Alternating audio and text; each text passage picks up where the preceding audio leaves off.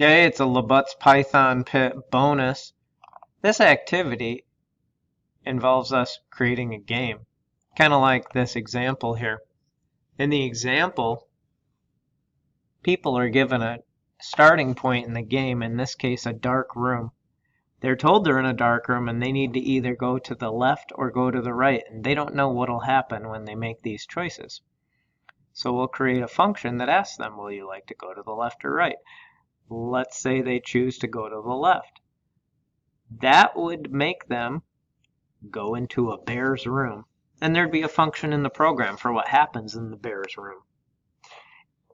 That function in the bear's room involves two more choices, which again they don't know how they'll turn out. One choice is to, let's see down here in the code, they're going to either take honey from the bear or taunt the bear. Well, if they take honey from the bear, it'll actually lead to their death. Game over. If they taunt the bear, surprisingly, it will actually, they'll get through it alive, and they'll get to move on to the diamond room, where there will be another function and two more choices that could either lead to the game ending or the game winning. Let's back up to the start. The very first function that they would have to do was to choose in a dark room to go left or right. My first example I just talked you through was them choosing left and going to the bear's room first. Let's pretend that they go to the right first in that beginning of the game. That would take them, unknowingly, to a monster room. And once they get to the monster room, they find out that there is a monster, and they get two choices. One choice is to attack the monster, and one is to try to sneak past the monster. If they choose to attack the monster, that's choice 2, it's going to wind up in their death, and the game will be over.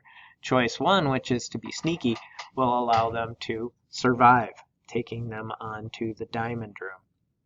So basically the flow of the game requires that when you model a game kind of after this example, you have a starting point with two choices in your first function, and then based on their choice in that first function, they will be taken to a new place with a new choice, like a new room, in which there are two choices there. And some of these choices could lead to the game ending for the person, and other choices could lead them to continue on. And so the first thing you're going to do is kind of draw out a game map just like this.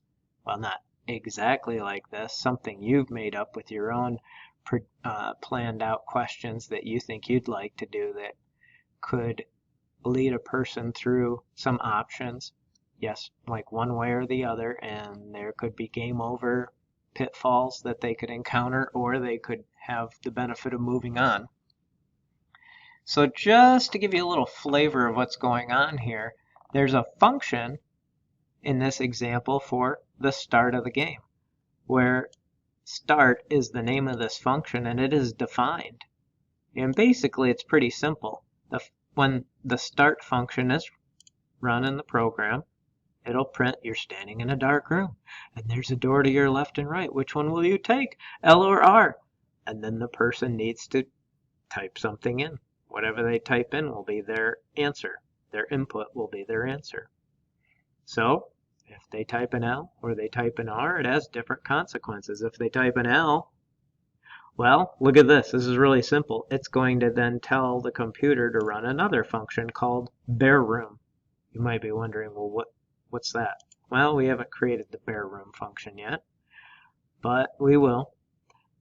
The other option is they could choose R for go to the right, and that would take them to the monster room. And that's a function where they are given two choices. This program example is pretty smart in case the person doesn't do L or R. So it has an else option here where it could take them to a game over function where they are told they don't know how to type something properly. Let me show you this in the sandbox. This is exactly that code I was just showing you. Define the start of the game and tell them they're in a dark room and give them some ask them L or R, take their input. Then there are consequences. If they say L, they're going to be taken to the bear room. If they say R, we're going to go to the monster room. So going to the bear room literally means the code or function bear room will be run. Well, how's the computer going to know what to do with that unless bear room code has been already defined? So above that, here it is. This is the code for what happens in the bear room. And it's a defined function. Define the bear room. And this is it's pretty straightforward.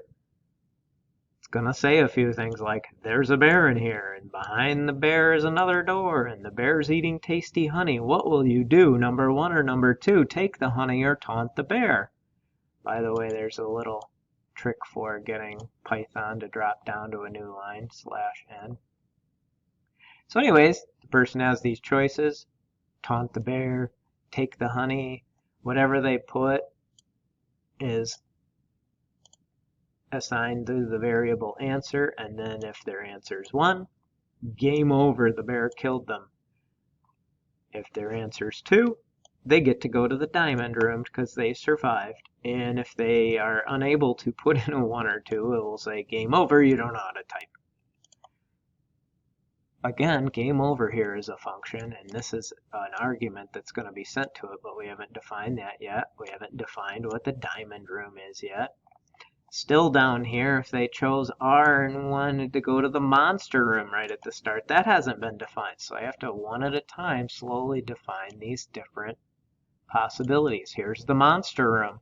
Remember in the beginning of the game that I showed you on the little map, they could go left and go to the bear room, they could go right and go to the monster room. So, got to define what happens if in the beginning of the game the person selects R and it runs the monster room function. Well, we got to define a monster room function. Here it is. The monster room function's definition is to say you've entered the room of the monster and it's sleeping. Behind the monster there's another door. What would you like to do, 1 or 2? And there are some options. Go through silently, kill the monster with courage. Whatever the person puts in as their input will be their answer. That answer variable, if it's 1, will have a consequence of running the diamond room function. In other words, they go to the diamond room. If they choose to try to kill the monster and show their courage, they'll die. The monster will be hungry and eat them. So we still haven't defined what will happen in the diamond room. We haven't defined what would happen if the game over function for that room, it's not a room, it's just a game over, will happen. And so we go up a little higher and have to define what can happen in the diamond room. And it's good to plan this out ahead of time because in the diamond room I have 2 options. If they choose the right one, they can win the whole game. If they choose the wrong one, it'll be game over.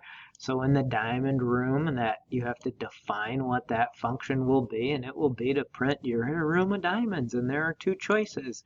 What's your input, 1 or 2? And the answer to that, if it's number 1, game over function will be run, and it'll send in this info to it. If they answer number 2, it'll be like, play again. After saying, nice, you're an honest man and you win. And you get to play again. Oh my gosh, there's another function we haven't defined, play again.